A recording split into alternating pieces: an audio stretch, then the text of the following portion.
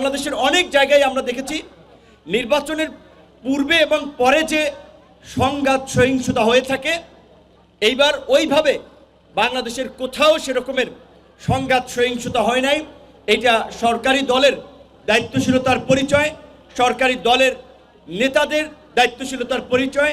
এটি যেটি বলছিলাম, এটা আপনারা নিশ্চয়ই আমার সাথে একমত হবেন। বাংলাদেশের এই 50 বছরের ইতিহাসে বা বাংলাদেশে আজকে এই যে 13টি সংসদ নির্বাচন হয়েছে, আমার মনে হয় বিগত নির্বাচনগুলোর তুলনা করলে এই ত্রয়োদশ সংসদ নির্বাচন হচ্ছে গলাচিপা 10 মিনিটের ইতিহাসে সবচেয়ে স্মরণীয় নির্বাচন, যেই নির্বাচনের পরে কোনো মানুষ একটা সহিংসতার শিকার হয় নাই, হানাহানি মারামারি প্রতিহিংসার শিকার হয় নাই।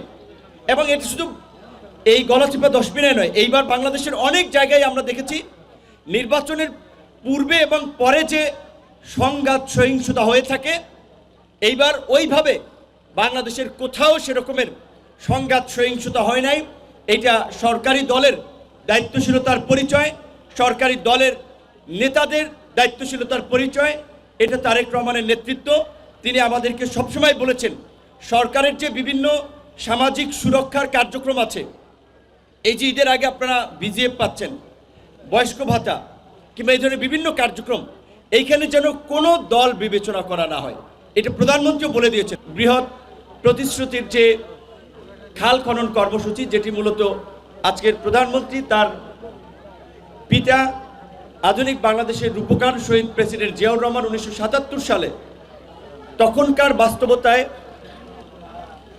সেচ এবং কৃষি নির্ভর অর্থনীতিকে প্রসারিত করার জন্য এবং একই সাথে এই যে ম্যানুয়াল পদ্ধতিতে খননের একটা বিবেচনার বিষয় ছিল যে এখানে যারা কাজ করবে তাদের একটা কর্মসংস্থান হচ্ছে।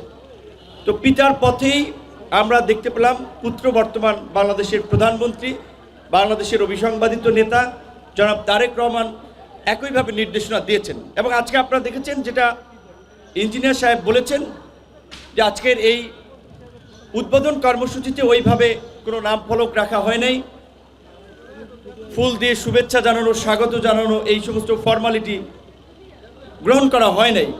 এটাও কিন্তু প্রধানমন্ত্রীর একটা অনুশাসন যে আমরা ফর্মালিটির চেয়ে কাজের মধ্যে যত দ্রুত আমরা স্টার্ট করতে পারি।